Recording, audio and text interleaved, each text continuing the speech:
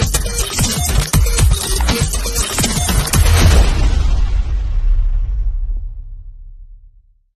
think the Ravens are the biggest winners in the AFC Northeast offseason? This is a team that consistently is going to be in position to contend because of how talented they are. The reality of it is those guys can play. The AFC should watch out for the Baltimore Ravens this season. Players in the NFL, certainly one of the best players at quarterback. They got a guy at tailback in J.K. Dobbins, who I think could be an all-pro. They got one of the best tight ends in football, a plethora of perimeter weapons, some health on the offensive line, a very good defensive line, one of the better young linebackers in the NFL, and a top 5 secondary. And no one talks about it.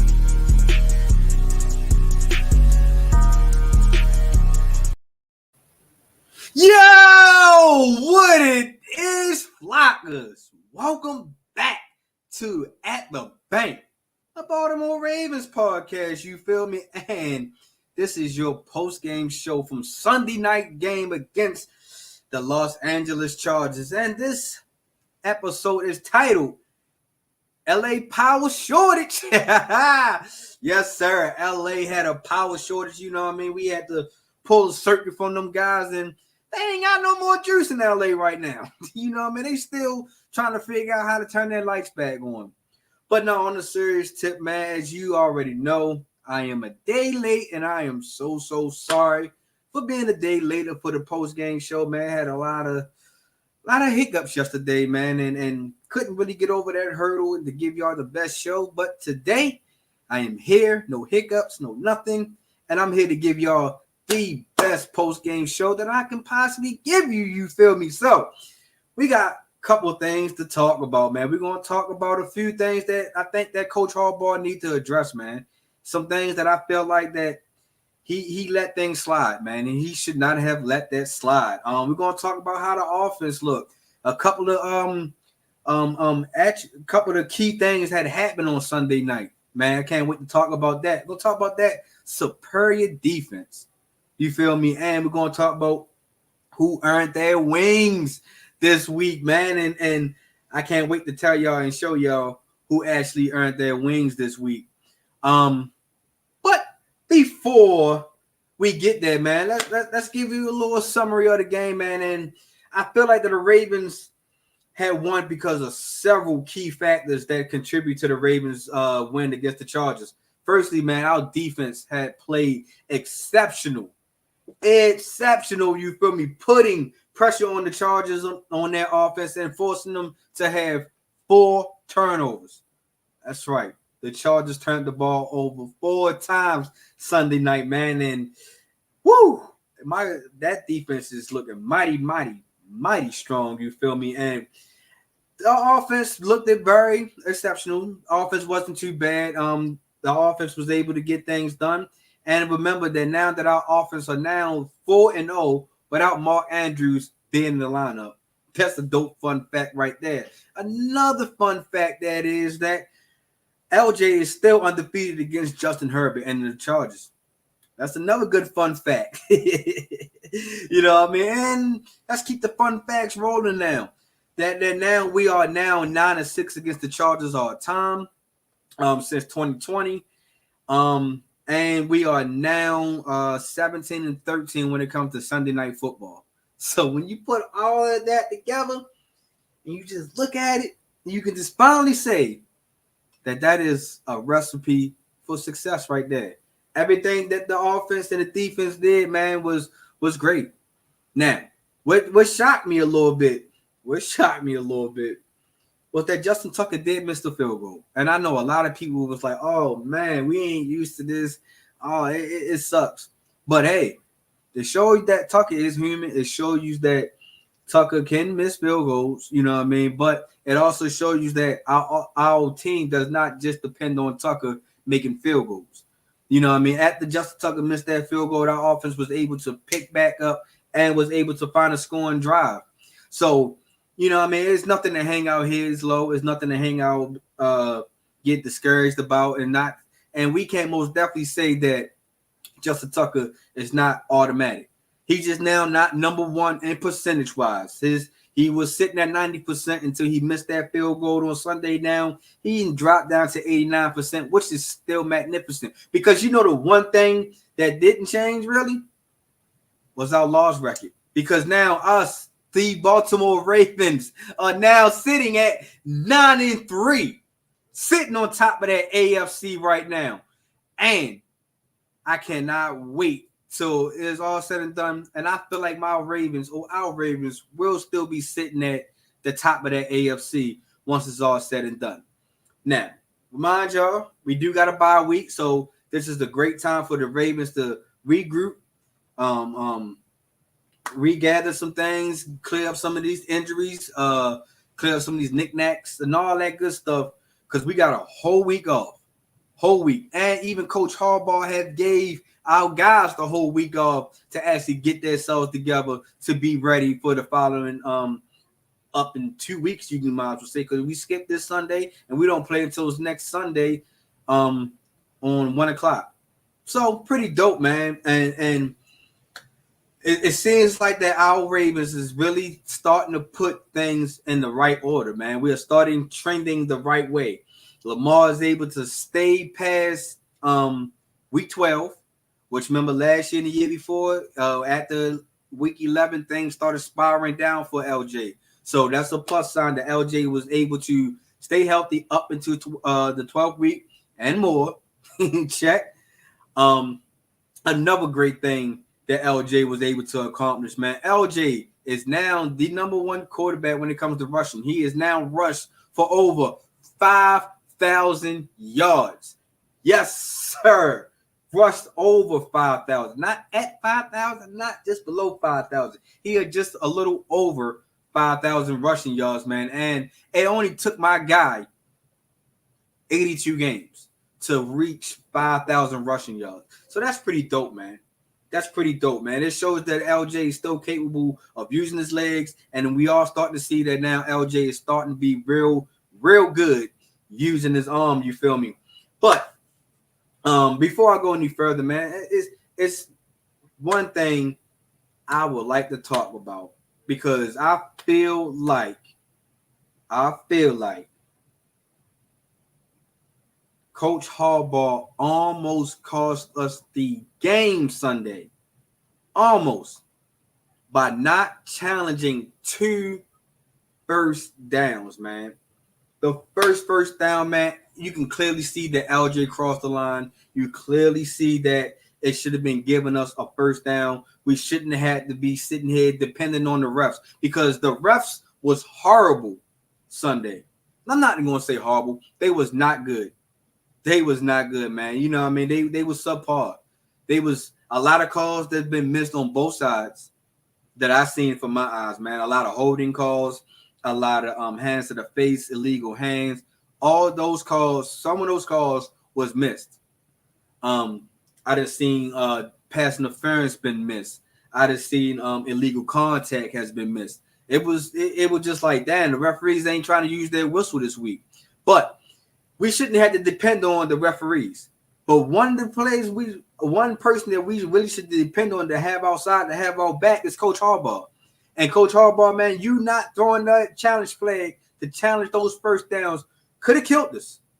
Could have killed us. I feel like if there was another team, a high-powered team like the Miami Dolphins, like the San Francisco 49ers, those teams could capitalize and put points up. So we got to do a better job. And it's not just Harbaugh. It's not, because he got guys that's he hired to actually look around and to be his eyes, the things that he can't see. And I'm pretty sure, Harbaugh can't see everything and probably won't see everything. But you can't tell me, you cannot tell me that Coach Harbaugh, that nobody was in your ear to say, yo, you got to challenge that. Because if that's the case, man, you need to go back to them guys and you need to reassess these guys and tell these guys what their job is. Like, you can't miss those. It was luckily that the Chargers wasn't able to capitalize off those 2 missed challenges. But come on, dog, Coach Harbaugh, I am most definitely calling you out on this one, my guy. You have to do way better job. You got to start paying way more attention to detail when it come up to things like this, because, like I said, that 1 yard could have cost us.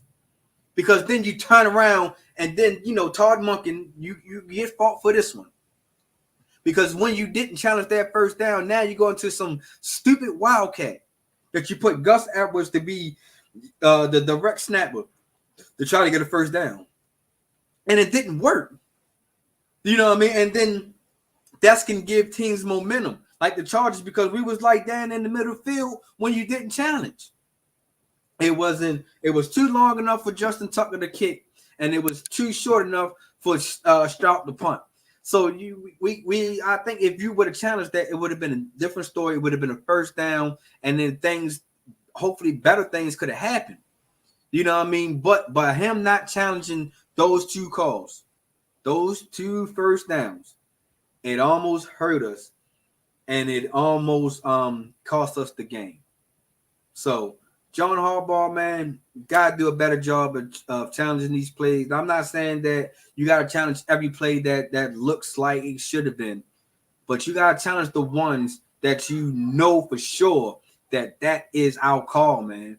And like I said, man, that almost blew us. That almost messed up the game for us. You feel me? So other than that, Coach Harbaugh, I think that you and your coaching staff called a magnificent game. Todd Monken was able to not once we got put in neutral, was stuck in quicksand, offense winning still. He was able to find different ways to get the offense backed up and running.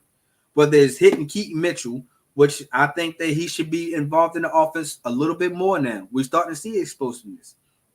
And we was able to feed Zay the ball. And you see how Zay was able to maneuver and was able to make big plays because he's a big play capability guy. He is that guy. You feel me? You even see Tyreek Hill is out tweeting saying that Zay Flowers is him. So, you know what I mean? We just got to really start paying attention to a couple of things that was going in our that should have went in our favor. That, you know, just for me, just saying, you know what I mean? But other than that, man, I felt like our offense did okay. It did to the point that LJ had threw 18 from 32, 177 yards, and 1 touchdown. And like I said, wasn't a bad day because, like I said, we was missing our main piece, our main guy, which is Mark Andrews. But, you know, one player who actually kind of stepped up in his absence, Isaiah Likely. Isaiah Likely, no, he didn't have a ball-out game. He didn't break reception or break any records or anything in that nature. Isaiah Likely show you that if he's targeted enough, he's going to get you some yards. And he was targeted 6 times. And he was able to catch 4 passes for 40 yards. And all that was in the first half. Now, the only thing I would like to see coming from Likely is that he insert himself in the second half. The second half, you have to put yourself in eyes view. But other than that, man, I felt like that Todd Monken did everything he can possibly can to not have his top guy there. You know, Keaton Mitchell and Gus Edwards was able to keep the running game going. We was able to at times, yes, we did go in neutral. We did go in put in neutral, and we did go stale for the offensive side. But for the most part, they were just trying to figure out who was going to be open, like a Bateman who caught a nice pass, OBJ who was into some nice good passes also.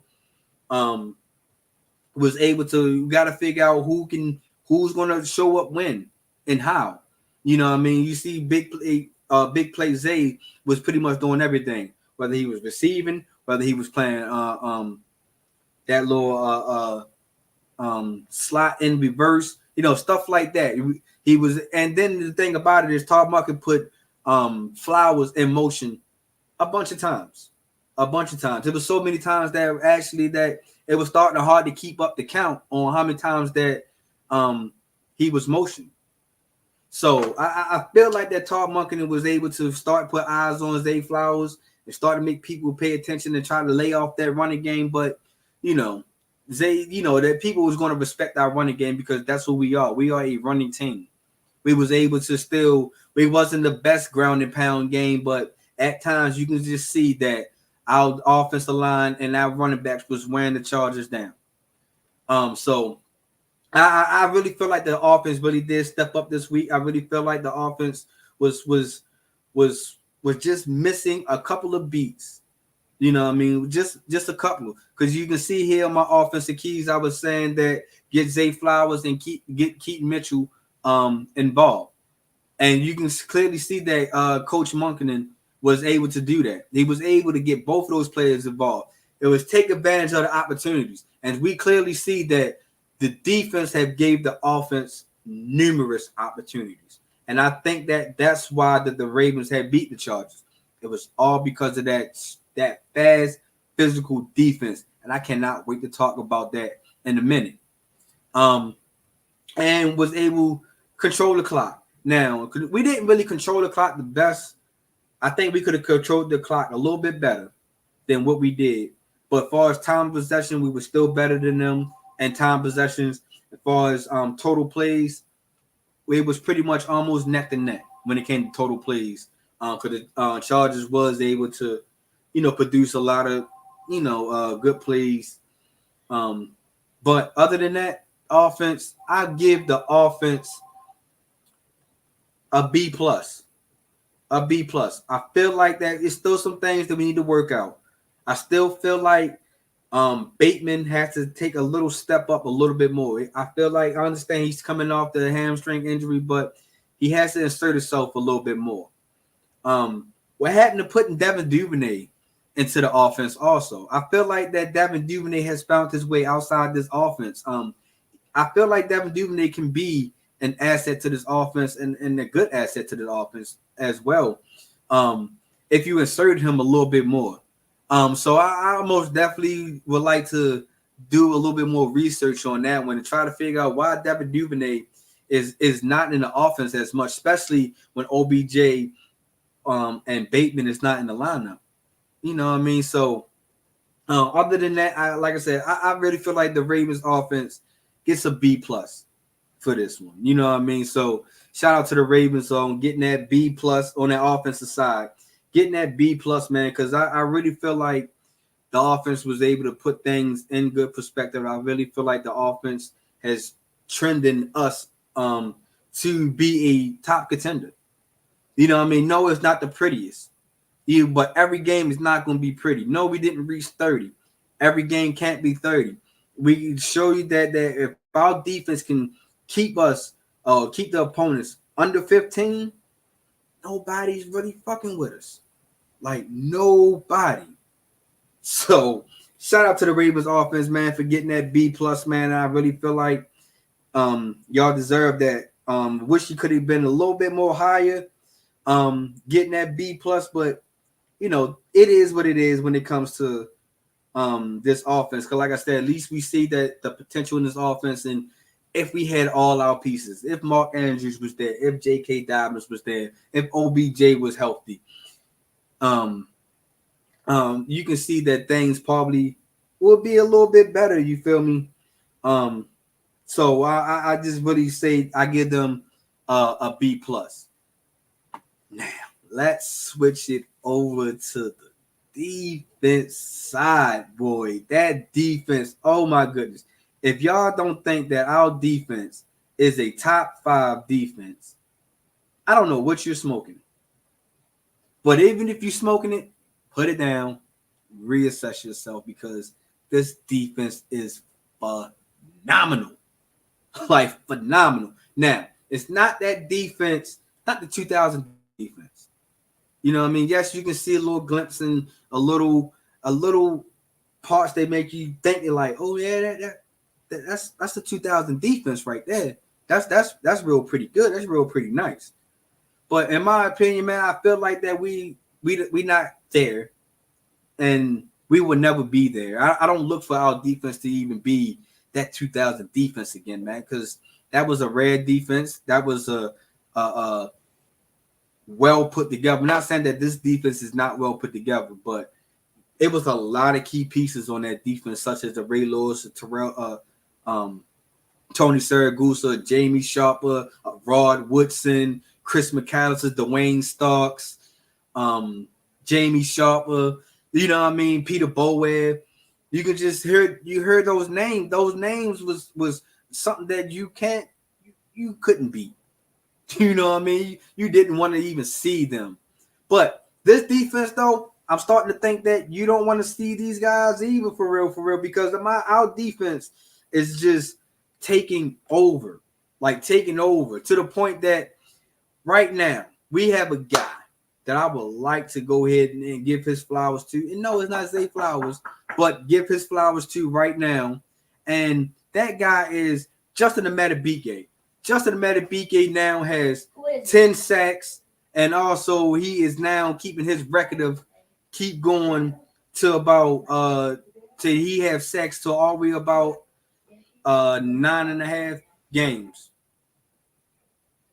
So I can most definitely appreciate Justin Amadibike for having this type of year, because he is most definitely balling. He is most definitely having a great year. He is most definitely having a great year to the point that he is the first lineman to have 10 sacks since Terrell Suggs in 2015 or about 2015. So that is dope. You know what I mean? So shout out to Justin Amadibike, man, for having a stellar year. And I feel like that you're going to keep climbing. And I can go ahead and clearly say that I feel like that you are the best defensive lineman in the game. If not the best, one of the best. You feel me? So shout out to Justin Amadibike for having a stellar game, man. Because like I said, him having 10 sacks the first time since Terrell Suggs, you know what I mean? And then him keep getting either a half a sack for a 9 game straight. That's dope. You know what I mean? That's putting in work. Man, he is going to get paid this year, this off season. He is going to get paid. You feel me? So that's a great milestone that Justin Amadibike was able to receive. But like I said, man, this defense, boy, oh boy, this defense, man. Like I said, this defense was able to get 3 sacks on Justin Herbert, was able to force 3 fumbles on the Chargers, and was able to get 1 interception off of Herbert. So he's just like, woo! How do you stop the defense? And Dev, go ahead and say your favorite catchphrase, because I am. We are a top 5 defense. I just want people to know that. We are a top 5 defense, you feel me? And I just so proud of my guys of just keep on balling the way they do. Because like I said, we need them to keep balling because our defense is the strongest link for us right now. It's the strongest link. And as long as this defenses keep playing the way that they playing, no teams that in December or in January wants to come to Baltimore in the cold and face this fast physical defense. Nobody. You know what I mean? So I'm excited to what this defense is about to accomplish, man. The way Patrick Queen is out here balling, like, oh my goodness, yo, he's another guy that's going to get paid, man. Him and Roquan Smith, that duo linebacker, to me now is number 1. Forget Fred Warner and Greenlaw. It is now Roquan Smith and Patrick Queen to me. That's the most stellar linebackers or the best duo linebackers in the game right now. It's safe to say that that's them. You know what I mean? Because Roquan Smith is already up to 125 plus tackles this year. And then PQ is coming in right behind them with 110 tackles this year. So it's like, woo! To together, these guys has already got 200 and some odd tackles by themselves. So, you know what I mean? And like I said, the defense is still not on full strength. We still don't have David Ojobu. We still don't have Tyrese Bowser. We still don't have what's my guy? Marlon Humphrey. But our defense is still holding teams under 15 points a game. It's like you got to give your hats off to Coach Mike Madonna, man. He is coaching one hell of a defense this year, man. Like I said, we leading the league in sacks. We lead. We up in there in the top 10 when it comes to turnovers. It's like, what more can I say that what this defense has already been doing, man? Like I said, and then the addition of Jadeveon Clowney, man. Clowney is a monster, and I don't care what nobody say. Talking about, oh, he washed. He's not washed. He's in a perfect system, having a perfect game, doing perfect things, man. And he keep on balling like this, man. Super Bowl ring might be on his finger. You feel me? So shout out to that defense, man. And honestly, this is like no cap, no bullshit, no nothing. I think that the Ravens defense deserves A+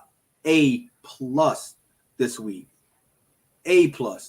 Forcing multiple turnovers. 4 to be exact. Getting multiple sacks. Multiple. And I want to say at least about 5 sacks. So it's just like, what more can you say about this defense, man? So I feel like that this defense alone right now is hands down probably the best defense in the game right now. And again, I understand that the statistics, you're going to probably put the Browns up there. You can put the Steelers up there. You can put all these rest of these, but none of these guys, you can put the Eagles up there also. But none of these teams is holding their opponents for 15 points or under. Nobody. But the Ravens. So, man, shout out to my defense, man. Shout out, and I just can't wait.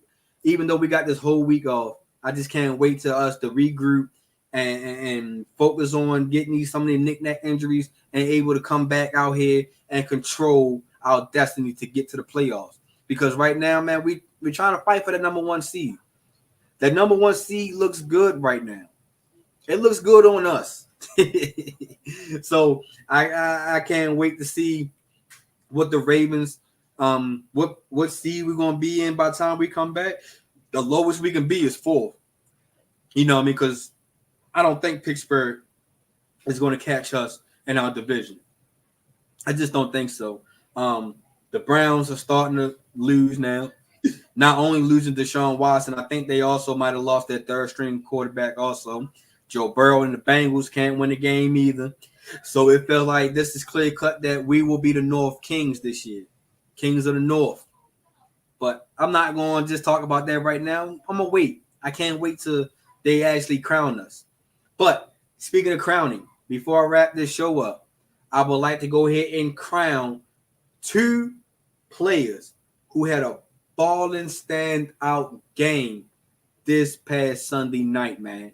And one player, I'm pretty sure y'all already know who it is. On the offensive side, man, we most definitely got to give it up to this much electrifying guy that's on our offense. And I feel like that he is going to be our offense for years to come. You could match him up with Mark Andrews, to match him up with Lamar.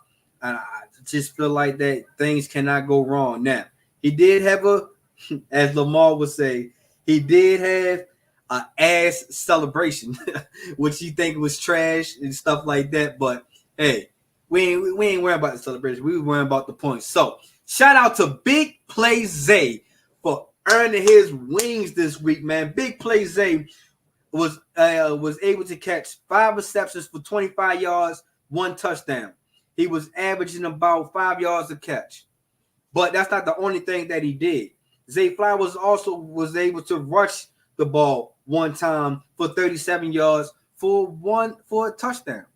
So my man Zay had 2 touchdowns on 2 different ways to score. He did it in rushing and he did it in receiving. So shout out to Zay Flowers for grabbing your wings this week, man. You most definitely deserve it because, like I said, man, you is him.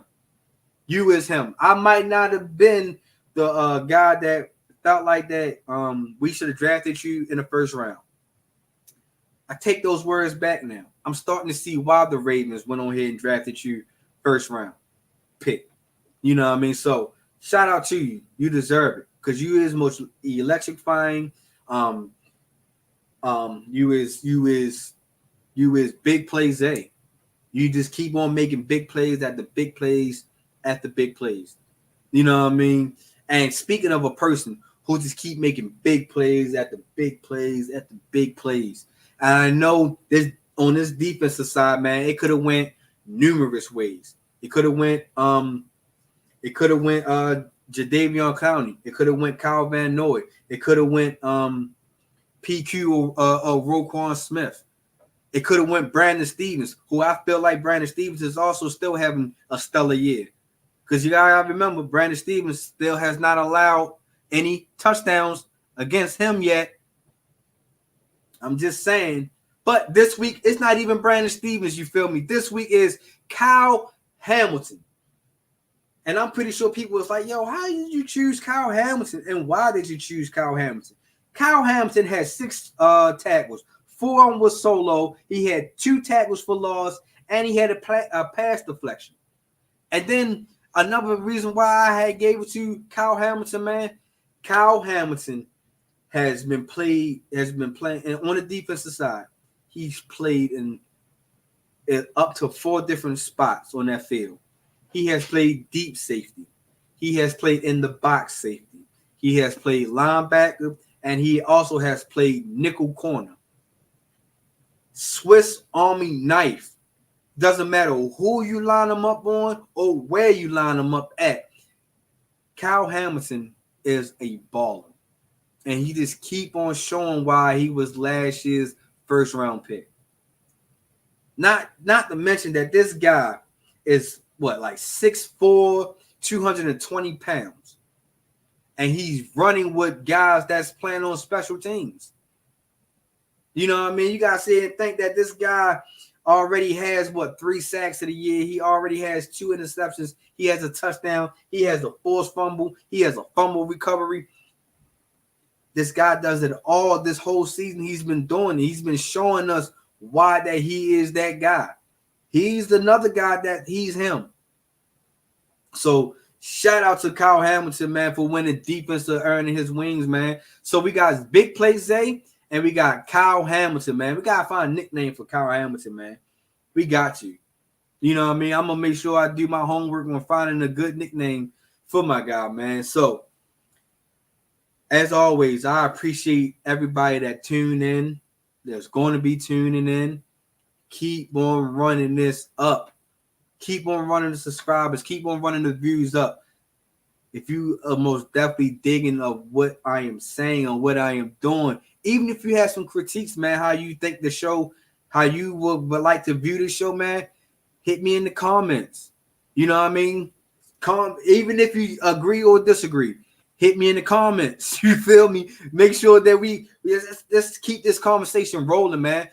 So the question I would like to give out to everybody is, do the Ravens deserve to be in the top 5 power rankings?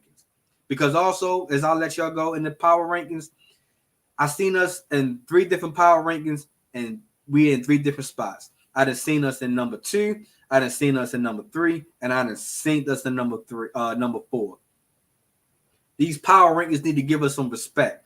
The one that gave us the number 2, hands down respect. But the other ones that is not even, that got us in the top 5, that just got us at number 5 or got us at number 4. Give us some damn respect, man, because I don't know how much more the Ravens got to show you. But it is what it is, man.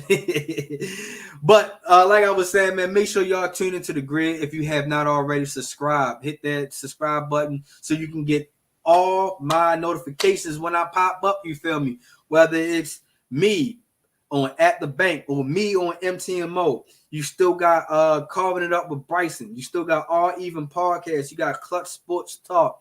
You got Outside the Cage. You got Raiders Roundup Podcast. You got all these great content creators that I want y'all to just go follow these guys. They are dope content creators. They got dope things to talk about as always, you feel me? So make sure y'all go out there, follow the Grid Network, Into the Grid. Dare to be different, you feel me? Because I guarantee you, you're not going to hear the same repetitive stuff that you hear on other networks or other shows. You feel me? So make sure y'all do that. Make sure y'all go to the our spread shop, man, and make sure y'all get the hats, the t-shirt,